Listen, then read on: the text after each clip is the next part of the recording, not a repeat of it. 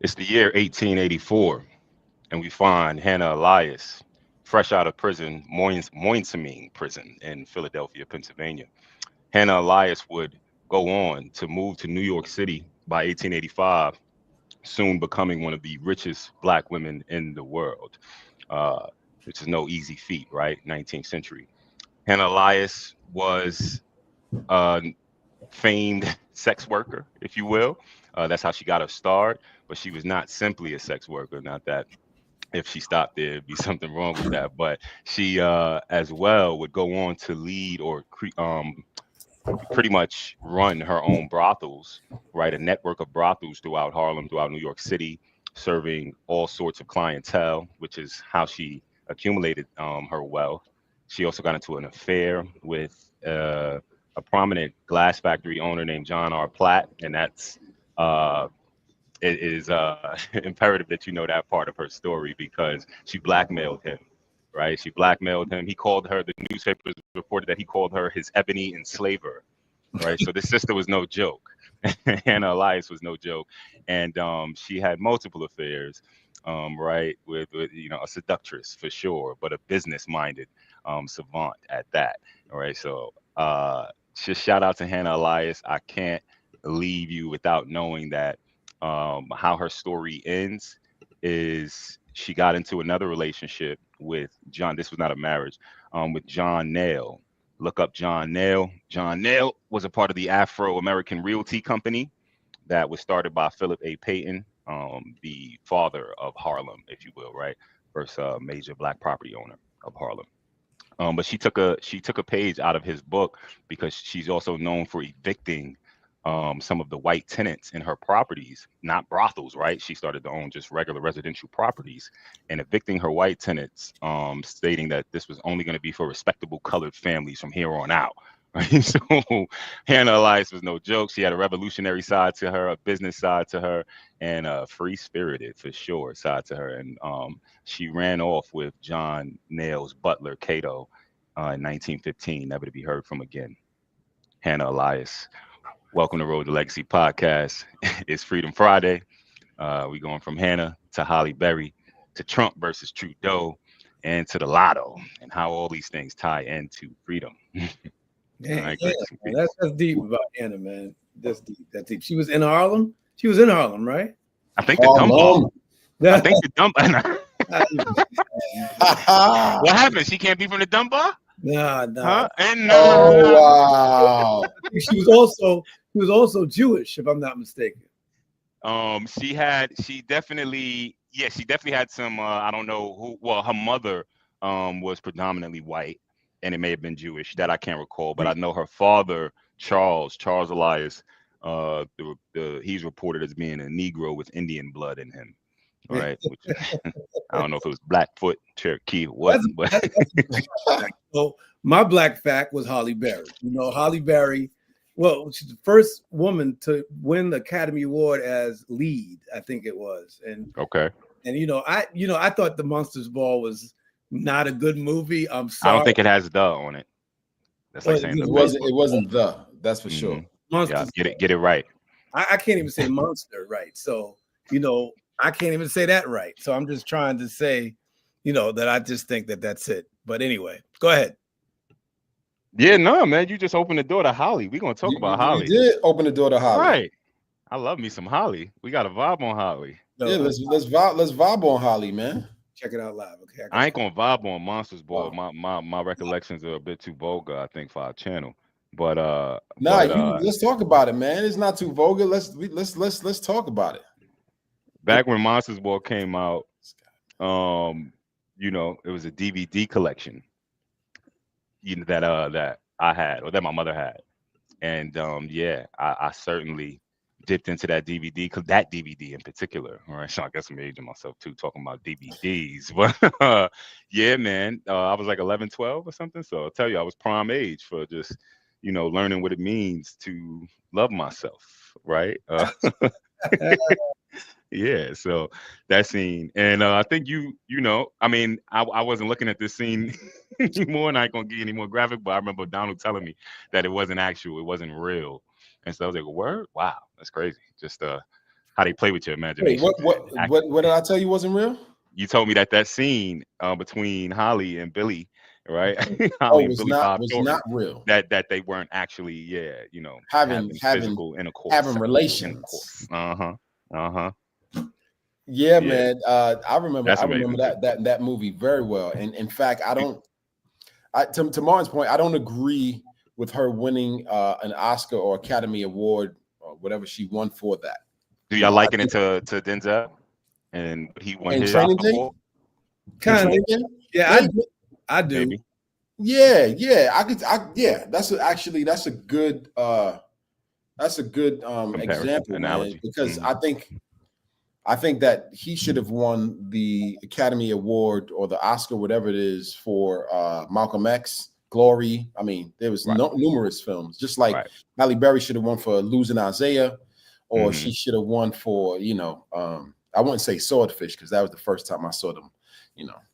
Have you seen Swordfish? What's the joint? Oh yeah, man, please. But I just told you I was around 11, 12. Listen, just so that you don't ever ask me any questions like that again, right?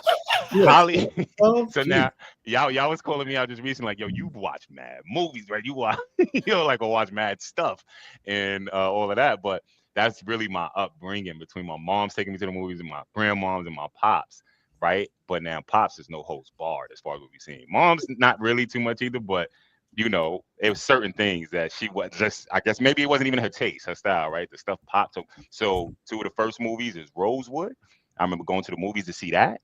And I remember, now Rosewood, I think just, I shouldn't have been 8 years old seeing Rosewood or whatever, right? Like, that's just, these images are etched in my mind, right? You want to talk about your Louis Farrakhan? Like, I had that before I even really embraced anything about Israelite stuff, right? Like, just that being Rames.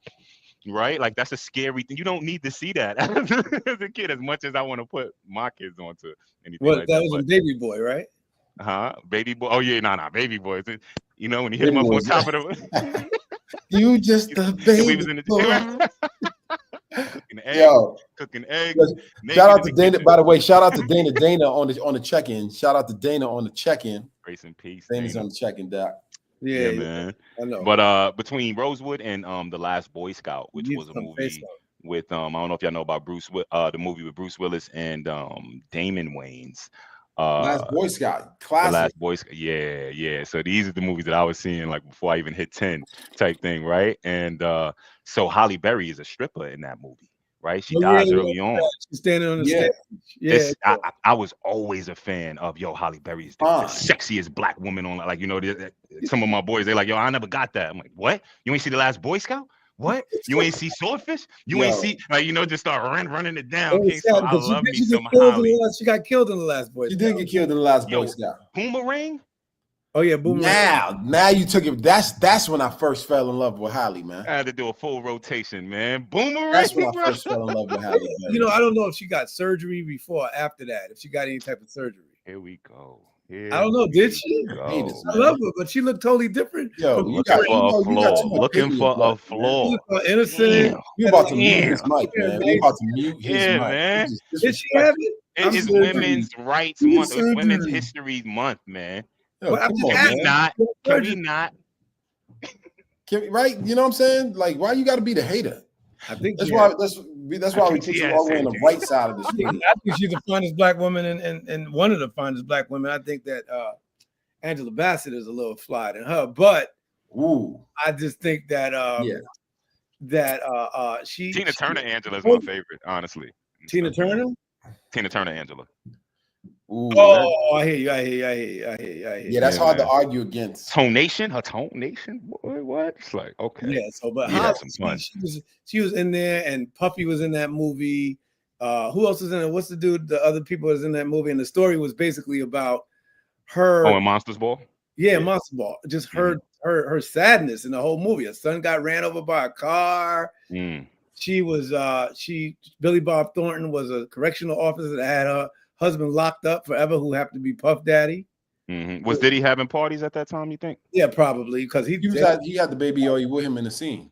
Okay. He was trying to act in that. He was acting then. That was funny. He was acting then, and he was acting. He was doing a play, what play? Raising in the Sun. Yeah, he was doing a play. Diddy was in Raising in the Sun. Wow. Yeah, on Broadway. It was horrible.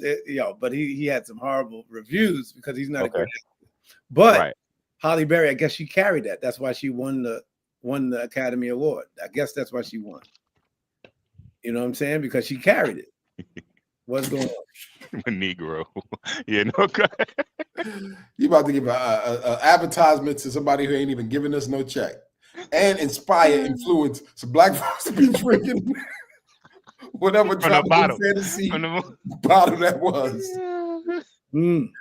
Yo, it wasn't tropical fantasy. This is Freedom Fridays, but we're not that kind of free. We ain't that free then. Yeah, funny.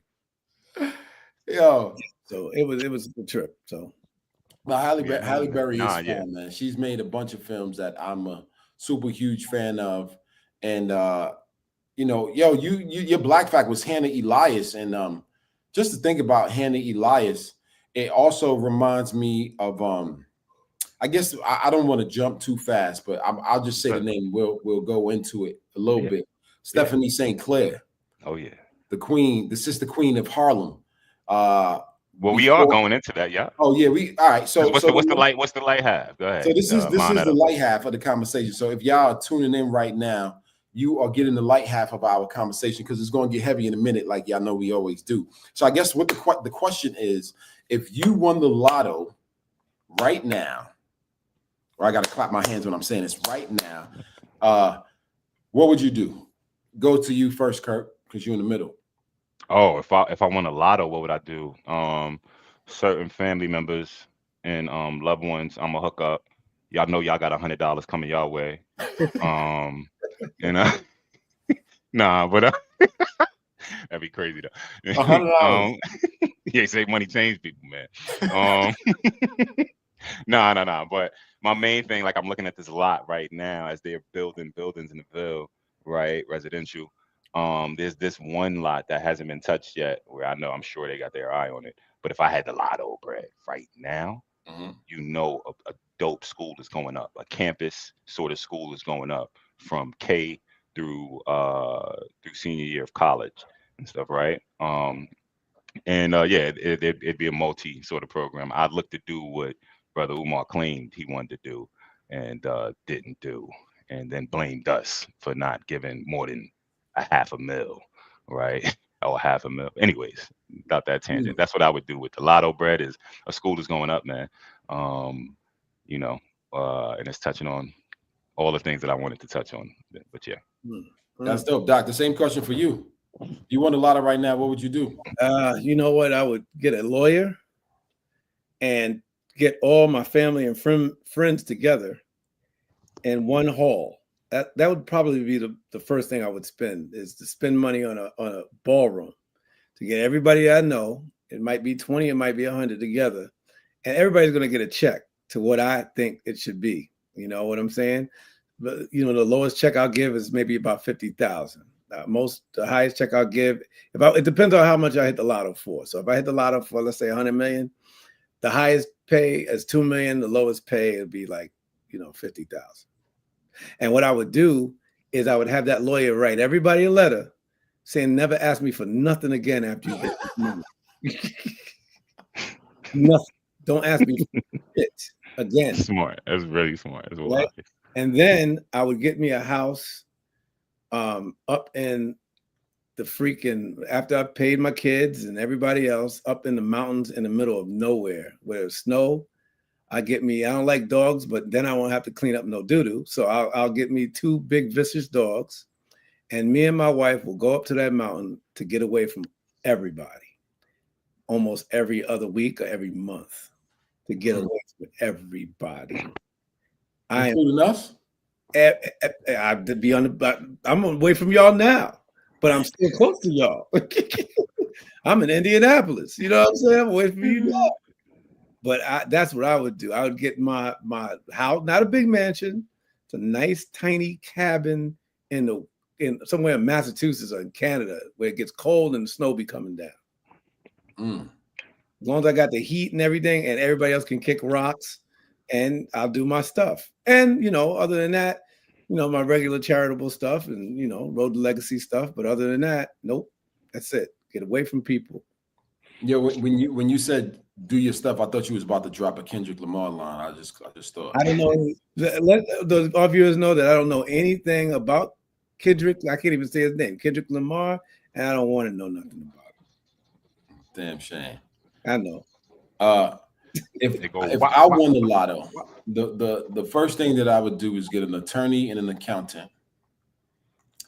Then I always wanted to open up my own clinic. Martin, you say black people ain't got no clinic. Well, I would be the first black man who will have a mental health facility clinic, and it will be state of the art where people wouldn't be on medication. I would utilize exercise and a holistic approach to mental health. Mm-hmm. And then if they were homeless, they would be like a work program, and their jobs would be to take care of the grounds of the place, and that's how they would be able to make money. I also would buy. I always wanted a log cabin house since I was a kid, so I would build the fly ass log cabin house with a fireplace, shotgun above the fireplace. See, my rug would be made out of some kind of animal fur. Sorry, animal lovers. I would have animal fur on my floor. And I would definitely continue to do community work for sure. I'll do a lot of Black history films, like remake Black history movies, like stories that are not told for sure. Like Hannah Elias, right? Like Hannah Elias. Yeah, like the Bonga brothers, like, you know, a lot of the Black history stories that y'all don't know of. Not y'all, but you know, the masses of people. And I don't know a lot about them either. Go ahead. Me too. Yeah, I'm still learning. Yeah, you're right. You're right.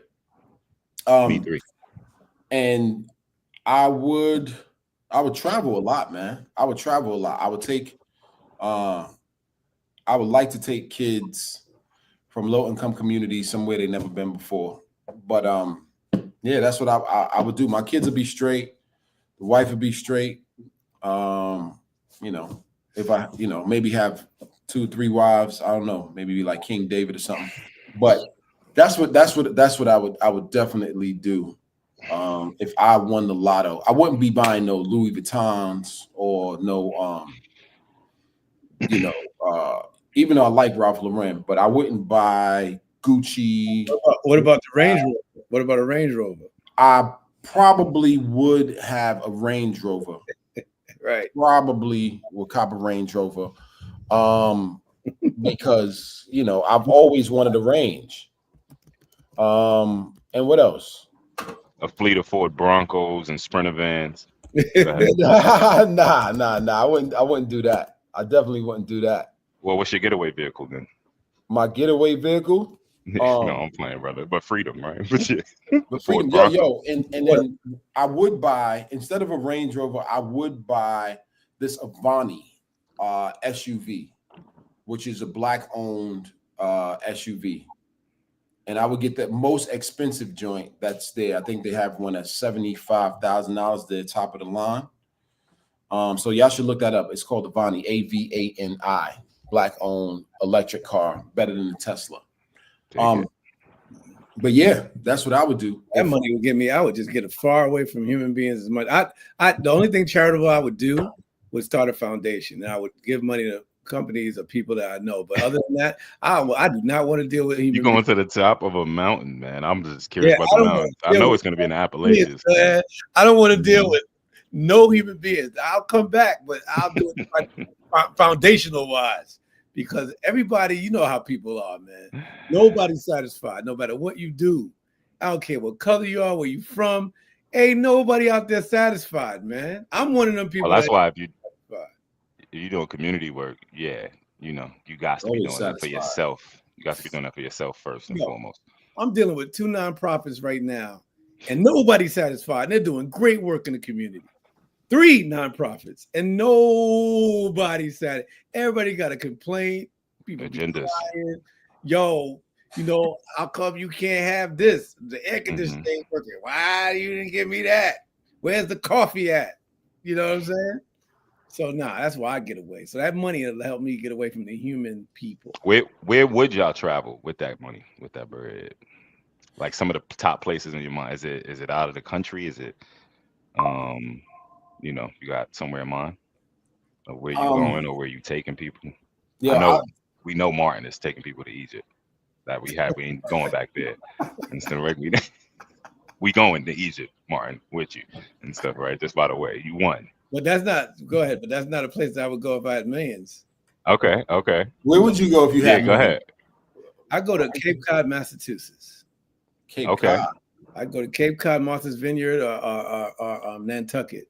Why You stay in there? the U.S. That's where I want that house because it's beautiful there. It's a lot of Black history in Martha's Vineyard, Yeah. and it's And Nantucket.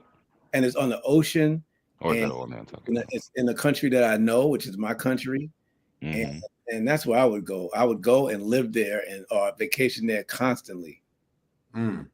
That's Me, why I would have a house, and may sound controversial, but Tobago Plantation. It's just beautiful there. Wake up every morning, your backdrop is the Atlantic Ocean.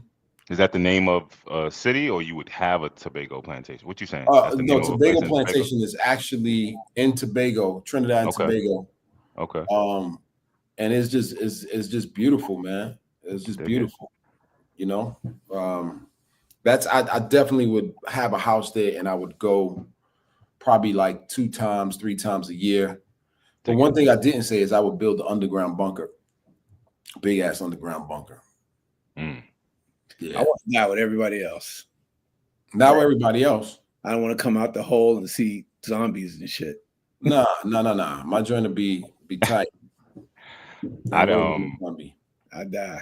Go ahead. What did you do, Curtis? I definitely cop. I would have like 2 sort of ideas in mind, at least with the travel. Y'all know that's spread is going to travel, but that's going to be slick in terms of how I would do it. But yeah, it would be a RTW ticket, which is a round the world trip ticket. Y'all not familiar with that? You can, there are a few companies, a handful of companies that offer what's called round the world trip tickets. It's pretty much the only way that you can do that, right? It's through one of these companies, and you create your itinerary. They give you a quote, and you take it from there. But I do that, and I knock out a bucket list of things in a year. Like I'd hit lakes I want to hit, like Lake Baikal, just north of Mongolia. I'd hit Bhutan, known to be one of the happiest countries in the world. What was it? Bhutan. Their constitution is all centered around happiness. Say again. Where's Bhutan? It's just northeast, or just really east of India, south of Nepal. It's like tucked in between. Basically, it's South Asia, right? It is west of China. Instead of just to give you a big country, it's west of China, but it's tucked in and centered or tucked in between like Nepal, which is somewhere you'd like to go if you want to go to a mountain, right? Mount Everest. No, you won't go here in Mount Everest. Mount Everest is that. I don't want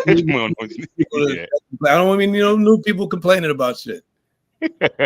Yeah, man. Nah, but Nepal, India, and Bangladesh border Bhutan, perhaps with China.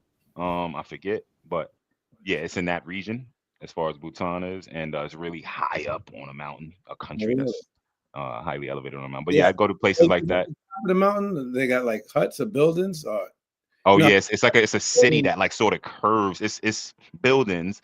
I wouldn't call them huts, but I wouldn't call them buildings either, really, and stuff, right? That it's an Asian sort of architecture. Yeah, but they curve, they elevate in like steps and sort of curve around the mountain, right? So when you just Google Bhutan, Bhutan, and that country, beautiful country, man, pops up. It's tiny, but I think that's cute in the sense of whatever, hominess. But yeah, man, that would be some of the international places I would hit, like deep lakes and just wine countries throughout Chile, Argentina, throughout France. That would be part of my around the world trip. And domestically, I would center it around the national parks and seek to hit all 58 national parks. And that'd be. Did you hear about the sister that we talk about something that we would do, but did you hear about that sister that hit the lotto for like 400 million, and her man was locked up in jail. She bailed him like 9 times, and then she lost her home and lost everything, and then he went back to jail, and she bailed him out again, and she lost everything. She was on Iana. How do you say it? Iana Vincent. What's her name? Iana. Oh yeah, Ayana Van Zant. Yeah, she was on that. Van Zant. Also on Van Oprah. Zant. They were trying to save her from losing everything she had, and she just lost. Crazy. And she was beautiful, young, beautiful girl. She was like 30 years old. She hit it for like 200 million, and wow. And she just lost everything taking care of her man. That story. And did you hear about the story of the dude, the older man who had a $2 million construction company? He hit twice. He hit once for 2 million, and he hit another time for 14 million. And he gave half the money to his daughter, and his daughter died in a car accident. And he bought her the car, but she wasn't responsible. She was on drugs after he hit the lotto. And then what he did is one night he took $800,000 and put it in a briefcase and went to Las Vegas to gamble all of his money away. Oh my God! When he got to he got drunk, and then he sat down at a bus stop and put the bag down next to him. And when he woke up, the bag was gone. My God. This dude, I forgot his name, but it was all over the internet. He had horror stories. So there's a lot of people who have horror stories, plus people with the lotto, and they tell people about it. Yeah. Oh man, and you got strangers coming in your backyard. You got people trying to, grab you up off the street. You know what I'm saying? Mm-hmm.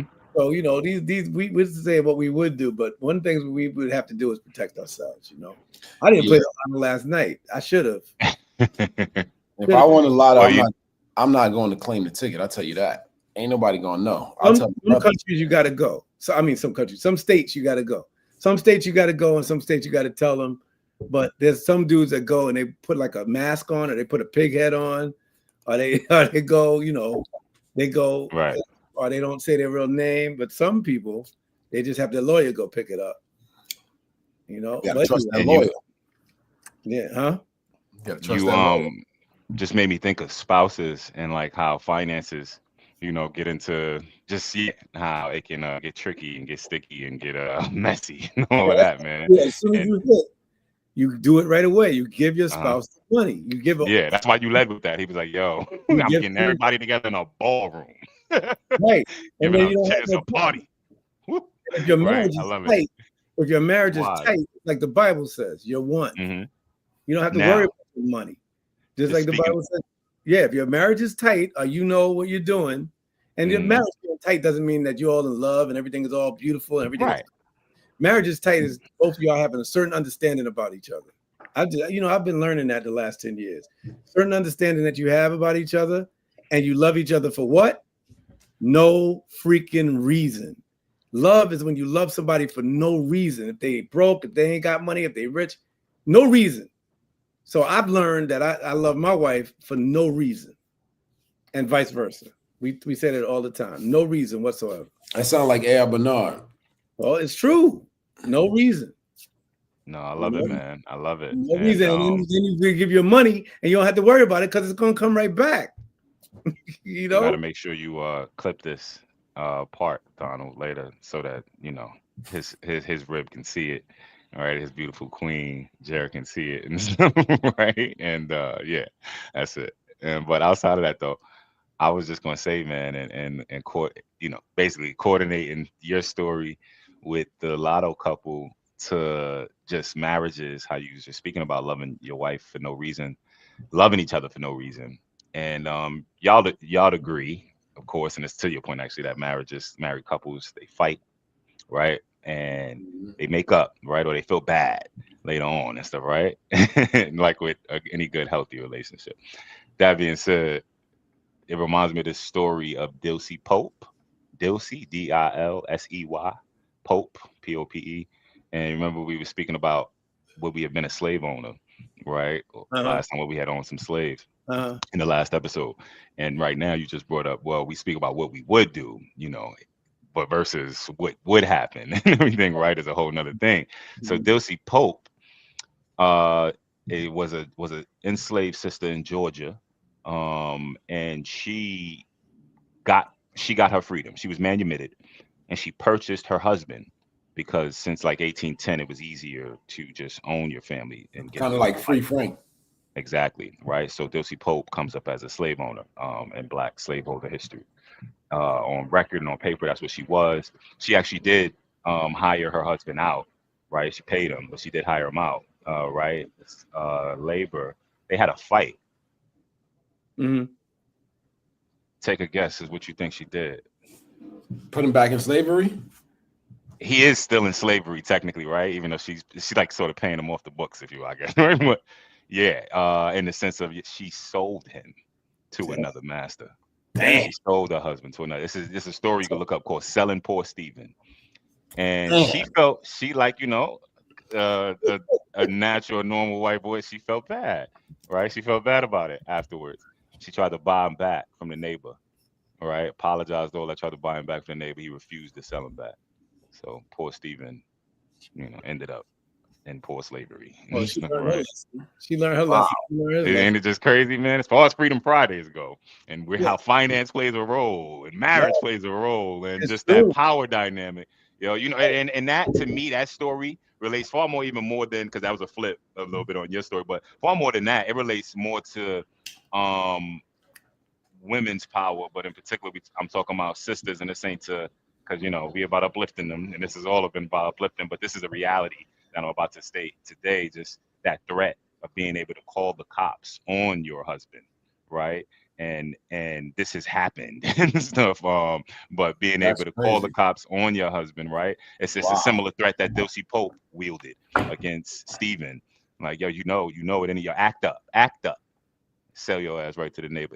No, but like, yeah, and that's That's what crazy happened. because women, when they get married, like she wasn't really married to him, kind of like, was she? No, this was her husband. What was her name? She got her husband and her son free. The son felt bad too, and stuff, What right? was Because her the son name? also was a threat. The You son could remember also her like name? this. Her name was Dilsey Pope. And what Dilsey was Pope. his name? His name was Pope too? His name was Stephen. I'm The reason guessing. why I asked that is because when a woman, American history, all around the world, but especially in America, because we're a capitalist society, when a woman marries a man, she gives away her identity. All her identity. A lot of people don't realize that. When she takes on the name of Reed or Small or Reed, she stops being who she was on paper. So that's why, and this happened in not just my divorce, but in my wife's divorce before, other people's divorces. What happens is that when the woman has to do business, in some cases she has to get permission from her ex-husband. That's crazy, right? So if say I get a divorce and my wife wants to go to the bank and her last name was Small, right? They're going to ask her, even though they know that I'm divorced to this day, they're going to ask her, well, you sure you can take this money out? This is your name is, and if they change their name back, they have to do all the documents. So they actually lose their identity when they do that, man. It's crazy. So she kept her name, but she was the slave owner, so she wasn't even worried about losing her identity. So she was like, "You out." But women, I mean, I don't know if that was her last name or her previous owner's last name, right? It's tricky when we talk about slavery and stuff. And I don't know. We don't have much evidence about Stephen's life. We have very little evidence about Dilsey Pope herself. Right. Yeah. It's crazy. It's crazy how people just don't realize what's going on when it comes to that. But yeah, man, I think that's crazy. So that's what I'm gonna do. Yeah, but coming back to the lotto, just you was bringing up Stephanie St. Clair, bro. I wanted you to certainly return to her, Donald. Say that again. I said coming back to the lotto, I just wanted you to touch back on Sister Queen Stephanie St. Clair. Oh yeah. She was definitely, so she's French Caribbean. She is the reason that we have Martinique, right? Huh? Martinique. Yep, Martinique, West Indian. Yeah, so The reason why we have the lotto, sorry, I got distracted for a second. The reason why we have the lotto is because of this sister, the numbers game. She ran the numbers game, which they called racketeering in Harlem in the early 20th century. She was no joke. And she ran into some issues with the mafia, because you know how the mafia is. They tried to come and take over. I believe it was Dutch Schultz. Yeah. Yep. And then this is when we got Murder Inc. Would you say Murder Inc? Mm-hmm. The real Murder Inc. The real Murder Inc. Mm-hmm. Yeah, I mean, he wasn't the founder of it, but he's one of those heads. He's from Brooklyn and stuff, man. You know, and Murder Inc. was based out of Brownsville. But yeah. Oh yeah. So you're going to just I paint that out to give you a picture. It's Brooklyn going all the way up to Harlem, right? To cause beef, to cause problems and stuff. So yeah, you have to stand up, right? Cat stepping to you. But go ahead though. But she also was, you know, she was gangster, but she also was an activist to an extent, you know, because she cared about the community. Mm-hmm. You know, she called out police against, you know, police brutality back then. You know, she was an advocate for voting rights. Mm-hmm. We had a local newspaper. You know, she did a lot for the community in Harlem. You know, until she started getting pressed by Dutch Schultz and them, and that's when she had to bring the notorious Bumpy Johnson in the game after he got out to be her lead security person, you know. But we would not have the lottery if it were not for this sister queen, I believe, you know, because they weren't thinking about numbers like that. The numbers were our thing. Yeah. No, I think you shouted out the legacy so perfectly of the lotto from the numbers game. And we definitely, you know, you gave her flowers. I would add some other people around it or context to that, just as far as for one, crime history. Amazing topic and subject matter to look up in general, but especially American crime history. Right? They don't start with black people. Spoiler, it starts with white people, right? Gangs of New York is a movie about that, if you will, with Leo DiCaprio. But I say that to say that every is sort of specific to American crime history, where every gang or criminal organization was looking out for their own. The Irish had theirs, looking out for theirs, right? The Italian had theirs, looking out for theirs, right? And so forth, the Polish, you know, Eastern Europeans. But now when you come up to that early 20th century, right, the early 1900s, now you get people such as Queen Stephanie St. Clair. So you got immigration usually affecting crime history, right? When the Italians came in heavy, 1880s and stuff, right? You can see some of the birth of the mafia long before Lucky Luciano and stuff, who gave birth to the current modern day Five Families Mafia, who had an operation out in Brownsville, Brooklyn, right? And they wanted to move into those numbers, racketeering, gambits. So they did that, but you didn't just have Stephanie St. Clair. You had a brother by the name of Casper Holstein. If y'all know a show called Boardwalk Empire. Favorite, one of my. Yes. Nucky Thompson. Yes, sir. Casper Holstein is played by who's our brother? Jeffrey Wright. Jeffrey Wright. That's right. Yeah, man. That's who Jeffrey Wright's character is based off of. Casper Holstein, who you could, if Stephanie St. Clair is the queen of the numbers game, which is the progenitor or the parent of the lotto, then Casper Holstein is the king of the lotto, the king of the numbers game, right? So there were a few different players in that game, and then Ellsworth Bumpy Johnson comes and inherits that same legacy, not just fending off Dutch Schultz in those major wars that's taking place. This is taking place when? During the time of Marcus Garvey, then going into the Depression, right? During the time of the Harlem Renaissance, then going into the Depression, right? In the 1930s, you got a riot in Harlem, major riot in 1934. So all of these things is taking place around the numbers game. And then eventually New York says, yo, man, we got to get the bread off of this, right? Like the government does. There's money to be made. Whether you're talking prohibition, all right, legalize alcohol. Marijuana, legalize marijuana, right? The numbers game, legalize it, call it the lottery. And so, right? And just like so that. Legacy. That's the road to legacy of the lotto. But Wow. Thank you for dropping that jewel, King, because I didn't even think about that. Yeah, man. Yeah. And it's great too, just to see how that black gang history. I mean, you could check out black crime history and whatever ethnicity you want to focus on, right? But we talking about black crime history right here. And you can see that all of them had this aspect, even when you get to the gangs in their early days, from the, Black P Stone Rangers to the Cobras, right, to Gangsta Disciple Nation, to all these gangs, even Bloods and Crips, right? They all had a charitable aspect to them, right? The Black Panthers, they all had a charitable aspect to them, right? Would you So consider Bumpy the Black Johnson, Panthers a gang? no, I would not. I would not. But at the same time, there's people don't understand the history of the Black Panthers in those later 70s, mid to later 70s, after Huey got out, right? They don't know the history of the connection between Black Guerrilla Family and Black Panther Party, prison gang, Black Guerrilla Family, right? That started out, good with George L. Jackson, who I rock with, Blood in My Eye. Check that book out, Blood in My Eye by George L. Jackson.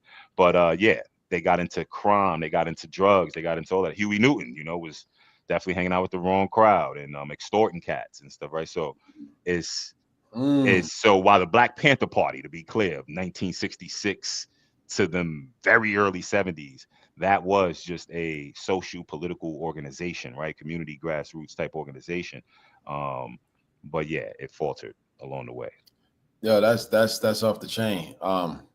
And COINTELPRO, I can't mention it faltering without mentioning it had a lot of hits coming from the FBI. All right, so the resources against it was crazy, but we didn't help. Things like Huey, you know what I mean? Yeah, you got locked up, but then you got broken in that, you got broken mentally broken. Yeah. When you and it didn't help with Eldridge Cleaver either, though. Right, hurting the sisters in the Black Panthers Party, man. Right, the sexism rampant, sexism crazy and stuff. So right, and Elaine Brown speaks about that. Kathleen Cleaver, I believe, speaks about that.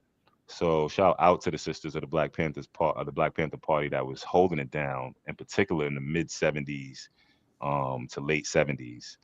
But yeah, in 82 it's dissolved, right?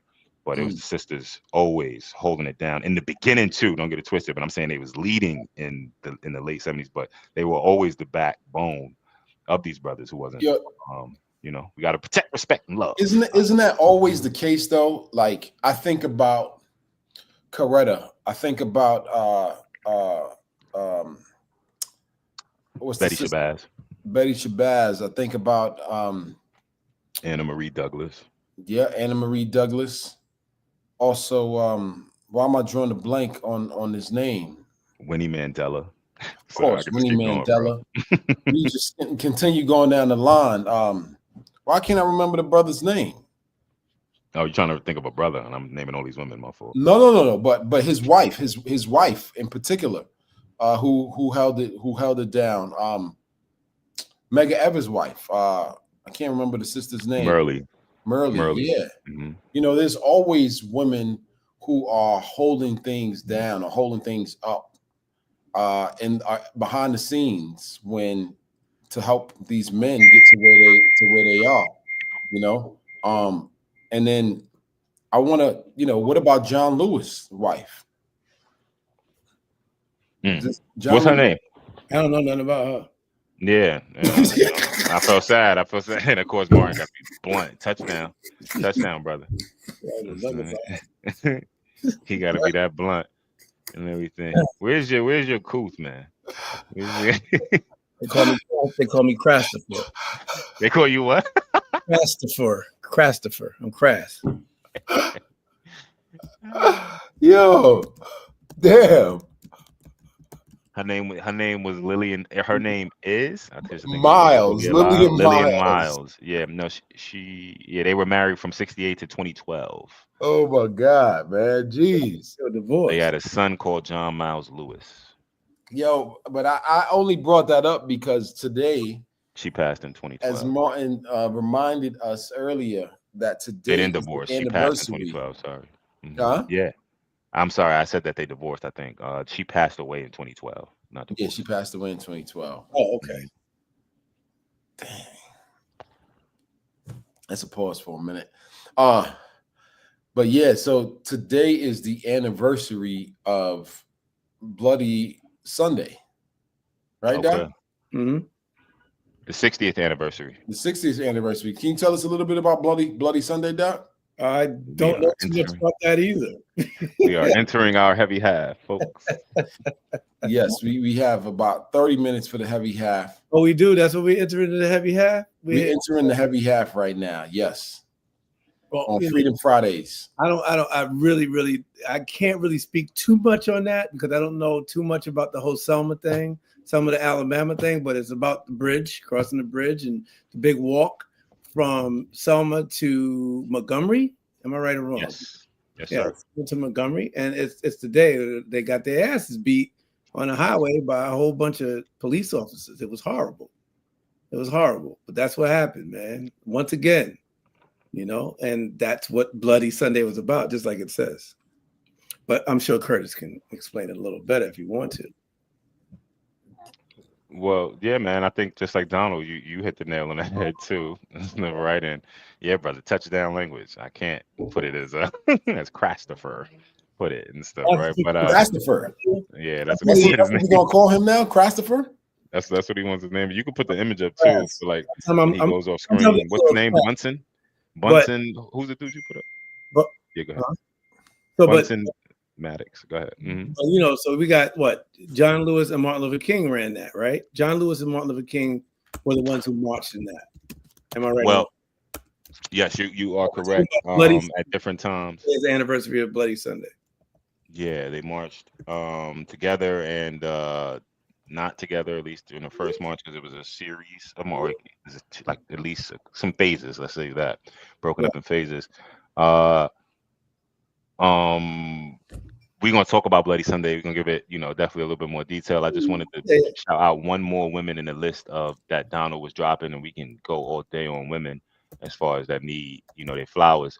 But Ellen Craft and William Craft, y'all check their story out anytime you get a chance. They have a runaway slave narrative or freedom seeker narrative that they wrote, and you can just see that their amazing escape from slavery along the Underground Railroad, at times actually using a train. The Underground Railroad is not about a train, to be clear, but just how they escaped by using disguise, right, and subterfuge and straight up bravery and some common sense as well in terms of how to improvise in a situation where it was really dangerous, right? So Ellen Craft, who played a man, and William Craft, who played her slave, or his slave, right? His wife's slave. But she's playing a man. And anyways, because she was lighter. What year was that around? That was in what year? I want to say 1849 or 1852. Hang on, I gotta look up. Definitely antebellum period, y'all. Sorry, antebellum period is between 1815 and 1861. And Ellen Craft, when did they escape? They escaped. And we're just talking about women right now. Mm-hmm. Because it's also Women's History Month. Is that it? Is it women's? That's correct.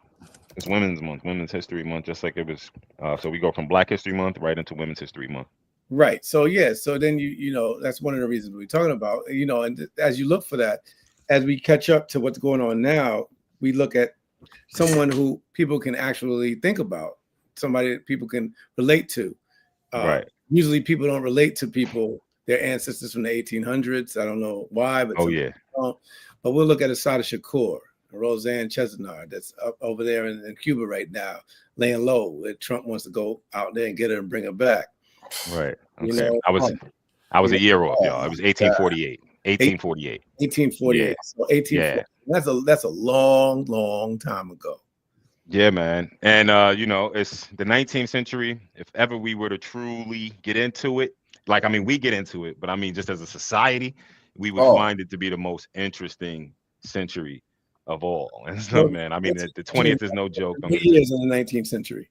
So we're talking 1800 to 1899. When we're talking the 19th century, we're talking 1800 to 1899, and it spans so much. Now don't get it can't touch the 20th century, the 1900s, as far as the amount of things that happened, right?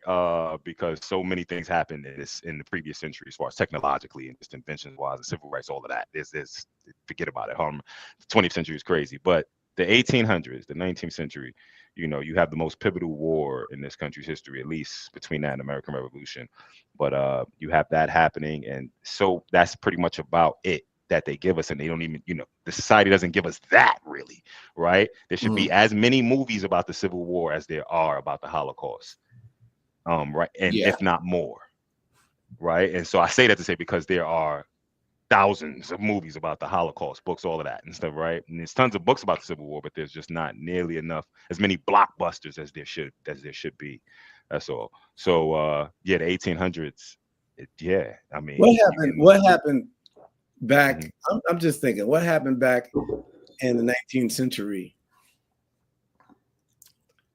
to white people that was on the scale or close to the scale of slavery? Nothing. To white people in general, anywhere, right? You're talking about not just America, you're talking about in Europe. All we have to compare that suffering to sometimes is the Holocaust, which it can't be compared because it wasn't that many people, even though it was a lot of people. But for some reason, white and black people compare the Holocaust to slavery, and I just don't. Well, I just gave my reason why I compare it, right? I don't know. I don't know if black people compare it. Yeah, I think it's just an overarching statement that I reject as far as that premise. I object to that too. But I just gave it. So the reason why I compare it, right, is because we have an atrocity that took place in world history that is etched in our memory, and that's not, to dismiss the fact that it's far closer.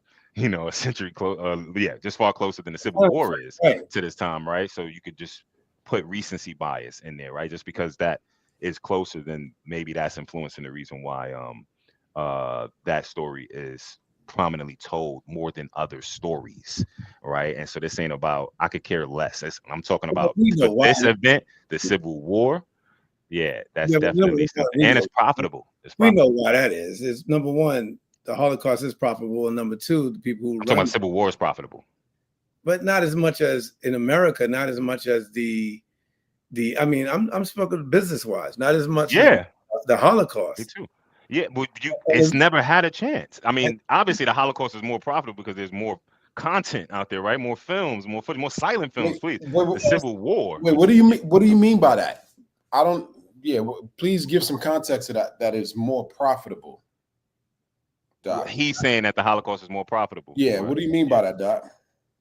When you go to the movies, people spend more money. People produce those movies and spend more money. People go see people will go see that movie before they go see Glory. They'll see. Yeah, but look at what you're comparing it to, right? You had to compare it to a movie that came out in 1989. And how many movies? So that's what I'm saying. You don't even have a fair enough weight of films to make a fair comparison, right? And what you're saying, right? Huh? And you know why that is? Go ahead, you tell me. Because the people that run the movie industry are Jewish, most of them, especially back in the day, especially back in the 70s and 80s and the 90s, are Jewish. And from the Steven Spielbergs all the way through, who become producers to everybody who become producers and then start producing these movies and putting these movies out. That's the reason why. So you chalk it up to just like they're telling their story. Basically, so they're focusing on their story. I'll give you an example of somebody who tries to do that. That's white. What's his name? Road Warrior. What was his name? Road Warrior. Shoot, I should remember these guys' names. But anyway, there was a guy Tarantino. No, there was a guy that made, because he's old and he's a good. I like him as a director, but the guy who made The Passion of Christ, Mel Gibson. Yeah, remember Mel Gibson made like a lot of movies about American history back in the time that you're talking about, but not a Civil War movie. He did not. He's never made a Civil War movie. Yeah, he made The Passion of the Christ, and I'm talking about as far as when he got it started. Now he's made a whole bunch of, some stuff is okay, whatever. But the two big ones is Passion of Christ and Apocalypto. No, before that he made another big movie. He made you talking about as a director or as an actor? As a director and as an actor, producer. He made a couple. Oh, you talking about The Patriot? Right. He made The Patriot. Yeah. He made another one before that, and then he made one, of course, that Braveheart. The Irish Braveheart, right? Irish made, right? But the one before that, and then he made another one. So Mm-hmm. what I'm trying to say is that your original question. He's not in the industry like that. He's not a Jewish, but he'll do historic movies as a known actor of what his experience was or what he thinks his forefathers' experiences was. Yeah. We haven't been able to get into that because we don't have we didn't back in those days. We didn't have a Black Hollywood, if you will. Right. We didn't have a Spike Lee. We didn't have a what's his name? We didn't have anybody. Well, well, they tried Oscar, yeah, but that's a part of our story, right? Always suppressing us. The producers and the people putting the money behind the movie were not Black. Well, now you have people putting money behind movies that are Black, and they're choosing the type of movies they want to make. So sometimes you may get, these movies where they use the N-word, or sometimes you may get, like what's our movie that everybody talks about all the time, the LA movie that Larry Fishburne was in back in the day. Boys in the Hood? Boys in the Hood, stuff like that. Singleton? Yeah, Singleton. I don't know who produced that. I don't know if he produced that, but back in those days, they didn't have those producers to do that. But you just don't. My point is that there's so many Holocaust movies because you know who runs the industry, and there's nothing wrong with that, because you can tap into those Holocaust movies and find a lot of Black history. Not a lot, but you can find some Black history within those movies if you search for it during those times. Well, Go ahead, Donald. No, I was just gonna say, you do have some Black film directors, like Ryan Coogler, for example. Hopefully, I'm not saying his name wrong. Ryan Coogler. Coogler. Yeah, he's working on. If y'all don't know who he is, the one who did Black Panther, he's working on something. He did didn't he do Fruitvale Station? Fruitvale Station. Classic. But in terms of from historical context, I thought they were working on something about Mansa Musa, but that's not African American history. That's not American history. So, and I don't know if did Spike Lee? No, he only did, Malcolm X was a Black history movie. Right, absolutely, an American movie. Yeah, and Donald. Yeah, go ahead. Oh yeah, no, I was just gonna say, man, my main thing, is it could be 20,000 million, whatever Holocaust movies. It's not about that. Like it could be more. It's like, there's just not enough. So that was just the juxtaposition. It's not enough about something that's so pivotal. That's all. And maybe there's not enough movies about the American Revolution. I don't know and stuff, right? But I think the Civil War is just it can explain. People do not. You'll see a lot of documentaries. That's my thing. Yeah, no, of course they don't. People don't want people to know about it. The story that I just told you, right? So like 12 Years a Slave did great, right? But why did that do great? People probably didn't know, right, anything about the fact that there was free Black people in New York getting kidnapped and taken to the South. What's that whole relationship like? What is that about, right? That's the Underground Railroad is a real one, but there's been attempts, there's been series. Harriet, that movie Harriet was dope. You got Harriet. Yeah, exactly. Right. So I'm saying that to say, now you got Harriet, but you don't have Ellen and William Craft, and they are a movie. It might even be more entertaining than Harriet. I'd say you don't have Henry Box Brown. This man, magic, and Black magician put himself in a box. Yeah, I mean, it would be a crazy movie. That's all I'm saying. You got to get. I guess it's on me to do it. The Bass Reeves movie with your boy in it. Yeah, that's on Paramount. Yeah, it seemed the harder they fall. And I'm tired of. I'm not a fan of David Oyelowo. Right? I didn't like him. That's why I wouldn't watch Selma and say, "Yo, bro, stop playing us too. Stop playing us, King." Like literally, both ways. Stop playing us. But we had a conversation with somebody about that. We can segue. Use him to go right into Selma. Ramel London. We asked her briefly about your London or British actors, Black actors playing African American roles.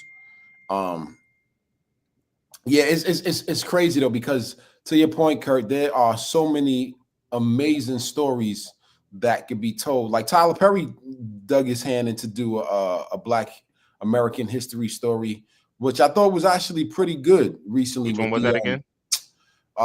With the sisters. I forgot about the woman, the military woman who did delivered the Oh mail. yeah, whack. Um, Women's Auxiliary Army Corps, Women's Army Auxiliary Corps. yeah, I thought it was World War dope. II. Did Yeah, you me did you too. like it? Yeah, man, Kerry Washington. Yeah. I almost love everything she's in. But yeah. Yeah, I, man. What? Yeah. No, go ahead. You No, gonna yeah. say something. You know, yeah, Glory was actually produced by Jewish crew. The that's what's up. the 688 Yeah. 6888 is what the movie was called. Oh, The is that what they? Oh, yeah. television I'm sorry. Yeah, right. Because that was the 6888, name of and I thought their that was dope. unit. I really enjoyed that Oh, film. I thought it was amazing. I didn't even know about that. yeah, man, and that's the reason. Like, it's so many stories and stuff. That's all. And like, and that's still again, that's the 20th century, right? And that's still based around World War II. The World War II gets a ton, I would say. Just in general, they can be separated. They can be separated from Holocaust story. So what But what what about about to Gone say? with the Wind? Huh? Oh, what you say? Gone with the Wind. Going with the Wind. Oh, I've never seen it. You never saw Gone with the Wind? Mm-mm. I don't remember that. No, it's an old movie, but they were Yeah. making war movies back in them days. Gone with the Wind. They said Clark Gable was black, Okay. but Okay. they portrayed him as a white man. But Mhm. they say that Gone, and didn't the Academy of Black Sister won Academy Award for Gone. Hattie McDaniel. Yeah, I think she was Mhm. in. She was in that. That's the first Black Oscar winner. Yeah, So Hattie McDaniel, man, a she went sister, to women's Halle Berry. rights. Halle Berry was the Halle Berry shouted out Hattie McDaniel when she won the Oscar. Halle Yeah, Berry she was did. a supporting actor Mhm. where Halle Berry was like Yeah. the. So I guess I'll take it as a win, no matter, even though she was butt naked and doing some wild stuff. I'll take it as a win. I'll take it as a win, man. I'll take it as a win. I was about to say too. Right. That's and Hyro's on here too. He just told me about the Haitian Revolution story. That would be actually dope. Yeah, man. That And would be again, when is that? I mean, fire. it starts in the 18th century, but when does the W come in? 19th century. Yes, they will, bruh. The people are into Gladiator, right? Russell Crowe Gladiator. Yeah. And everything, right? And the Come on. Denzel one probably did well just off the strength of, off the name of the previous Gladiator. But I'm saying it to say these are blockbuster films. We have blockbuster stories, and so many of them exist in the 19th century. Haitian Revolution is a crazy movie, bro. What? Haitian Revolution is a crazy movie. You have Jesse James. I mean, not Jesse James, but Jesse Samuel, the dude who did the Harder They Fall. He do something like the Haitian Revolution. Please, brother. Between that, I mean, stories could go for days, but all the rebellions are crazy movies. You know, another one. Back to America, real quick. Django was a Civil War movie. Yeah, exactly. Yeah, I'm Quentin Yeah, Tarantino. yeah. That's what we talking about. That's what I'm saying. Like, Yeah. building that like modern day footage, not no Going with the Wind, but like modern day. That's all. Yeah. The Going with the Wind, you got to check it out though. If you haven't seen it and you like history, you got to check it out because it's done back in those days when Massa and all that stuff. But it's interesting. It's very very interesting. It's kind of crazy, but it's interesting. Yeah. Yeah, that would be a dope movie. Hyro said Mel could do that. Mel Gibson could do that. Hyro. Haitian Revolution. I don't know about that. I don't know about that, Hyro. I don't know. But if Ryan Coogler did that, that would be dope. I thought he was going to actually. It's mad at Ava DuVernay, Shonda Rhimes. Like it's you can turn these joints into fire series and not something that's signal. They're not gonna do something like that, man. I'm just saying, like if these guys did do it, it would be fire.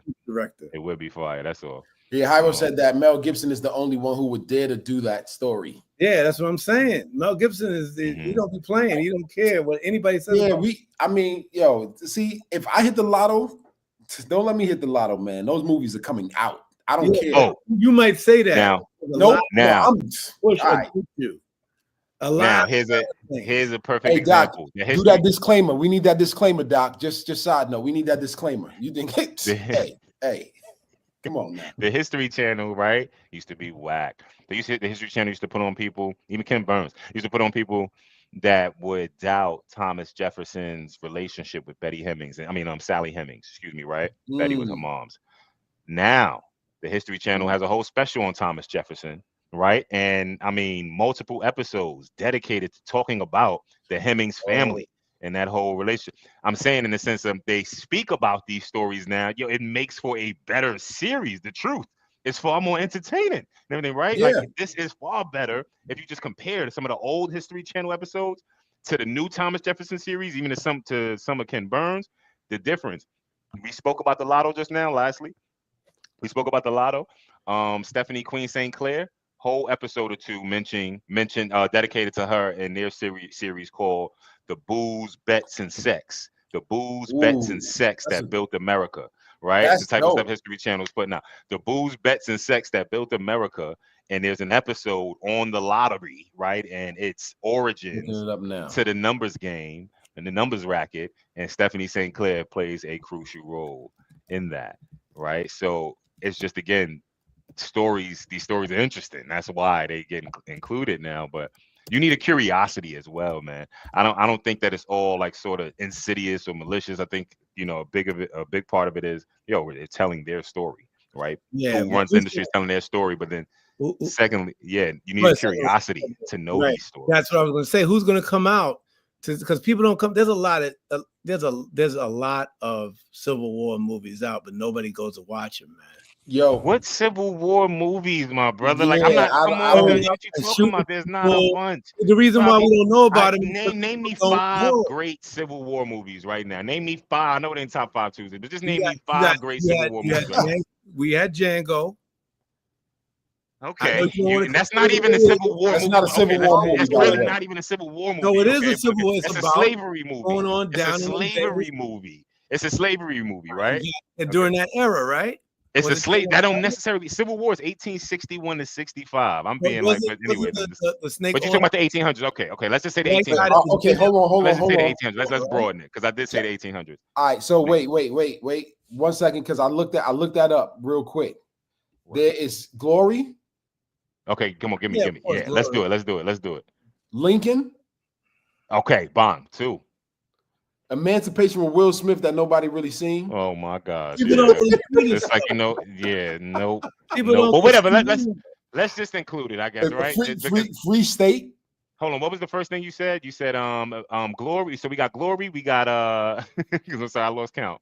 There's a good one I remember called Free State of Jones. Glory, Django. Free State of Jones. Lincoln. Emancipation. Lincoln. Bond. All right, we got 5. Ride with the Devil. That was one. No. When I first started working. Do you got any more? That was in that movie is the dude. Yeah. We got we also have Captain America: Civil War. Yeah, we did it. Ride with the Devil, man. Look up Ride with the Devil. Okay. But I'll look at Ride with the Devil. Let me know if you got any more. On the corner from Donald. You got any more, Donald? Here, I'm gonna look it up. I'm looking at. It's a movie. Okay. And by the way, Hyro said that about movies on the Haitian Revolution. He said that check to see if there were any Haitian Revolution movies that were shut down. And I'll get back to that because I did look it up. Birth of a Nation is considered a Civil War movie. Yeah, but that's banned. That's out. That's whack. No. Ride with the Devil. Actually, it has our boy in there, Jeffrey Wright. I've never seen. He lives around the corner from you. He lives down the street from you. There's another movie called Cold Mountain. Yeah, there's a lot of movies out there, but people don't go see them. Gettysburg. I'm just looking for big movies. I'll take all the big movies you got. He gave us 5. I don't know what he gave us after. It says The Outlaw Josie Wells. That was a big movie. Okay. The Red Badge. When was it? Yeah, but when was Outlaw Josie Wells? That was back in like maybe the 70s, I think, maybe the 80s. Mm-hmm. Maybe. That's what I'm saying. Like, it's just, we're talking about they say Gone with the Wind is supposed to be about the Civil War. That's why he brought that one up. Mm-hmm.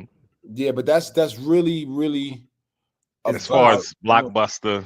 Yeah, but I don't even think those were blockbuster films. Mm-hmm. What about Dancing with Wolves? Dancing with Wolves is one. That's what's this brother's name? Kevin Costner was in that joint. Oh, Kevin Costner. Yeah, okay. I'm thinking of Daniel Day-Lewis. He was in some Civil War stuff too, I think. Daniel Day-Lewis. No, he's always in Civil War. But so back to Hyro's question. Oh, Daniel Day-Lewis was Lincoln. Lincoln. That's Lincoln. Crazy stuff. But back to Hyro's question real quick. he said that the are there any Haitian Revolution movies that came out that were shut down? So I looked it up real quick, and it says not explicitly shut down, but some projects about the Haitian Revolution face significant challenges, ultimately due to issues with funding. Now there was one called the Tola the Revolt. It said the funding was Tula. That was in Curacao. That revolt was Curacao. That's not. That's not okay. That movie came out. But you could tell the funding that they struggled. Danny Glover's in the revolt. You can check that out. Tula the Revolt. Oh, really? Danny Glover is one of the main actors. The song, it says the Songs of Freedom, 1936. Like those, I'm sure were big during that time. But that was the main point. Was like, yo, what movies Toussaint, excuse me, Toussaint. Oh, that's a Haitian Revolution. These are Haitian Revolution movies. Right? Haitian Revolution, excuse me, yeah, but there's no real blockbuster movies where people try to tap into the Haitian Revolution. Nah, I don't really see any, to Tyro's point. What was that? I looked up Ride with the Devil and it came up. Yo, all right, who said Ride with the Devil? Curtis? You said that or Martin? Who, me? We can't hear you, Kurt. I said it. Nah, that was Martin. That was Martin. Say ride. Did I say ride with the devil? That's Ride with the Devil. Lives down the street from you, right? Well, Hyro said he looked up Ride with the Devil and it came up as a porn with a white girl. Yeah, but you looked up Ride with the Devil, and what was it? It was a different kind of film. Not that kind of. I wrote funny. But what was it? That's a different film, man. That's probably on his internet.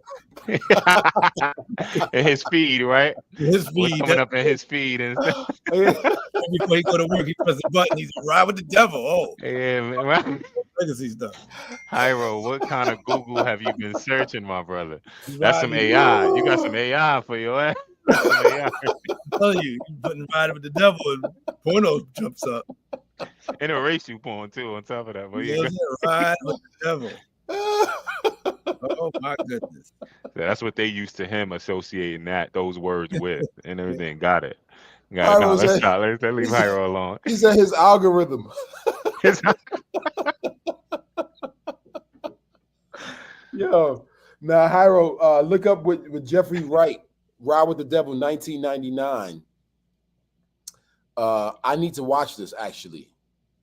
Rated PG movie, brother. Put in as much specificity as you can.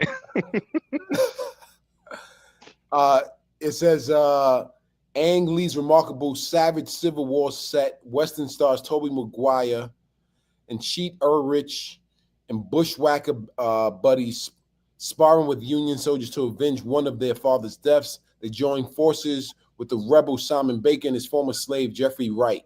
Encounters a tragic illness, find love in a window, and spilled blood with real-life Confederate guerrilla William Contrill, who plays John Azels. Azels. Yo, Hyro is crazy. That was funny as hell. Yo, but you want to last few minutes vibe on Selma to Montgomery March? You brought up Lillian Miles Lewis. We didn't talk about that yet? Oh, we didn't. No, we did actually. We talked about Selma. Well, basically, yeah. All right, but yeah, basically it's their anniversary, man. Just quick fast, 60th anniversary of Bloody Sunday, which was March 7th, 1965. Right, so this is Friday, March 7th, 2025, Freedom Friday, and this was a march, man, like a 50 plus mile walk for freedom, right? Marching for freedom, and day one had to face them dogs, had to face them hoses, had to face them fire departments, police departments, face them cops, face them horses, man. And all of it caught on, well, a lot of it, let's say, caught on footage and televised, which made this different than previous tragedies in the civil rights movement. This was one where, this was for America to see and behold the South, right, with your beloved South, and look at how you got, as Malcolm put it, four-legged dogs, right? You had two-legged dogs sicked on us by four-legged dogs that bit, vicious biting the breasts of women and the private parts of men, right? And these are the things that happened that John Lewis was present for, who we lost. He passed away, I believe, a few years ago. It may have been 2020, 2021. But his motto was all about good trouble, and that was him literally making good trouble. But not even just then. He goes back to SNCC, which was the Student Nonviolent Coordinating Committee, and they were major or pivotal in the civil rights movement in general. But getting us to march and organizing us, these were college students, right? Collaborating with SLIC, SCLC, Southern Christian Leadership Conference, led by Martin Luther King and Ralph Abernathy. Right, so you had organizing taking place and mobilizing of organizations taking place, right? So this was a different time period, if you can understand that, and what we fought for. And so Bloody Sunday, yes, was exactly that, lasting from the 7th to the 25th of March. So it was about a 3-week time period, and it went in a couple of phases. The first march Martin Luther King wasn't there for. He had his reasons, he said, but you can check out like a great documentary called Eyes on the Prize. There's a few. Yeah, that's a great one. I think there's another one called The Freedom Rides that may touch on that a little bit, which John Lewis was also a freedom rider. Bus rides, I look up Freedom Rides. But that's some of the snippets, and we wanted to highlight with Bloody Sunday that there was a woman, a white sister, right, named Viola Liuzzo, that Viola Liuzzo was marching with us in Selma, trying to go from Selma to Montgomery. And was there present Bloody Sunday and killed by KKK members and white segregationists. She, along with James Reeb, right? This is another, just to show you again that interracial working and cooperation, and people who have, in the spirit of Women's History Month as well, not just civil. We want to speak about Viola Liuzzo. We want to speak about Amelia Boynton. Amelia Boynton. Amelia Boynton. Yeah, who was she? Amelia Boynton was extremely pivotal in the civil rights movement, but also that the march across the Edmund Pettus Bridge. Right, Bloody Sunday. Which they're trying to rename it John Lewis, but who knows? But yeah, go ahead. Yeah, nah, which they should. That still shows white supremacy. Yeah.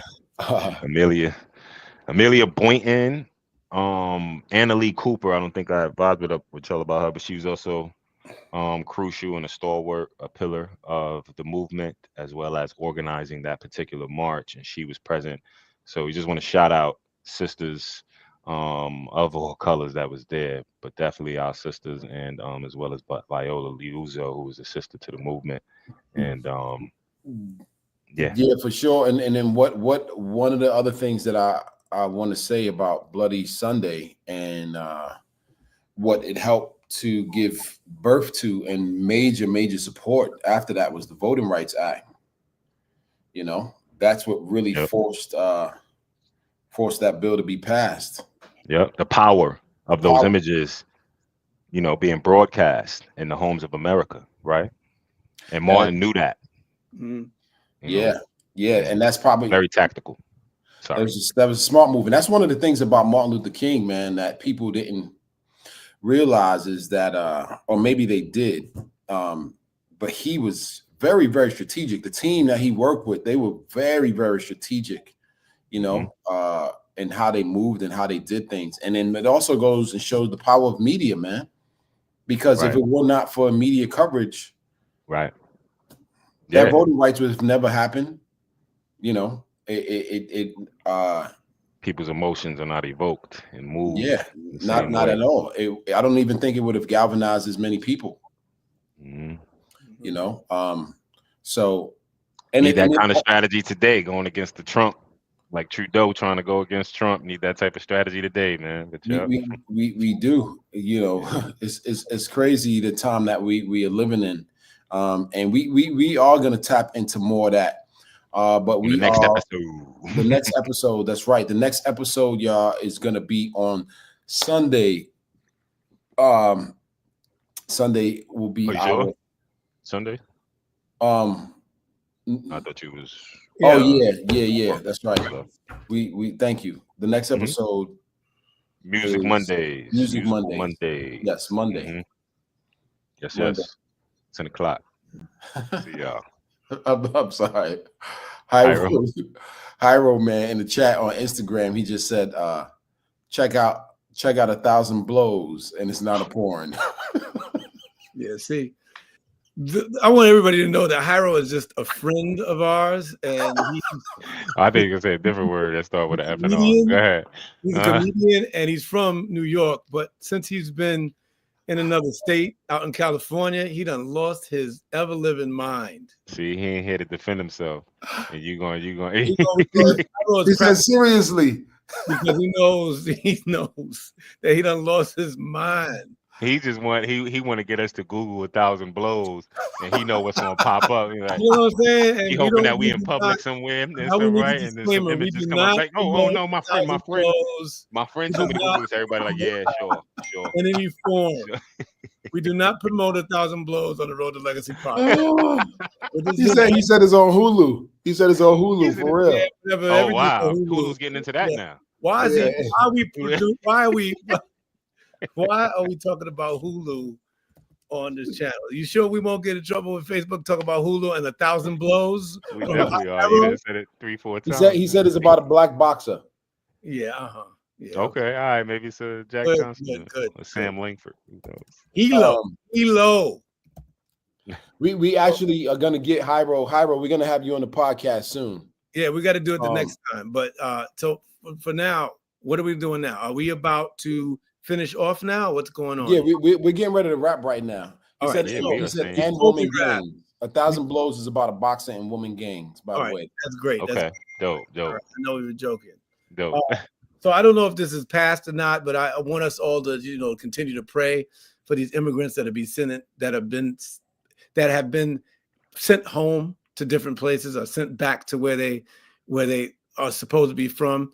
And so today, I think if I'm not mistaken, Trump wanted to remove some Ukrainians from this country.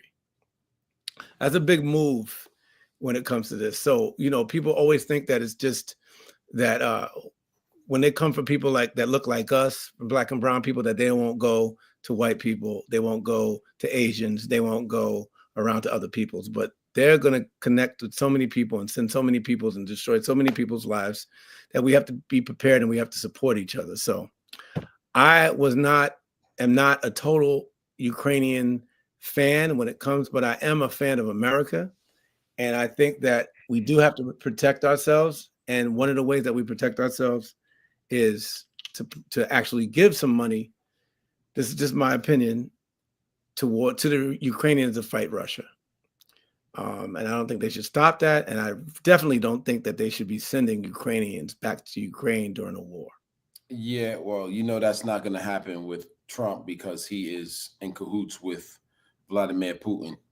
So we let's just pray for our immigrants and our people that are being sent back, even our illegal immigrants who haven't committed a crime and are just paying the taxes. Because that's what they do. They come, they get a job and they pay the taxes. And truth be told, there are more immigrants that pay taxes in a lot of cases in this country than citizens. All right. So let us just keep that in mind. But anyway, I just wanted to bring that up about the Ukrainians getting pushed out.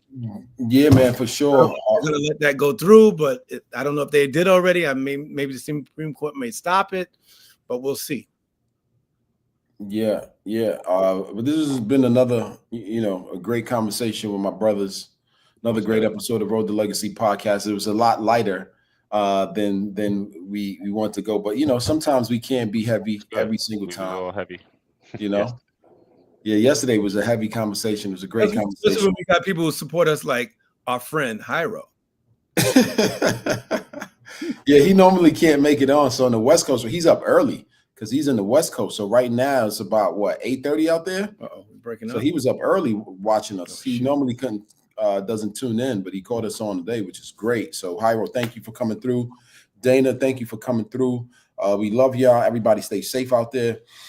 And then until next time, in between time. Oh, by the way, if you guys want to see any episodes that y'all may have missed and you didn't catch the live on Instagram because it doesn't save it on Instagram. However, it does save our episodes on YouTube. So if you want to support, you want to check out what we do, you can go to our YouTube page, youtube.com, look up Road to Legacy Podcast. You'll see that there.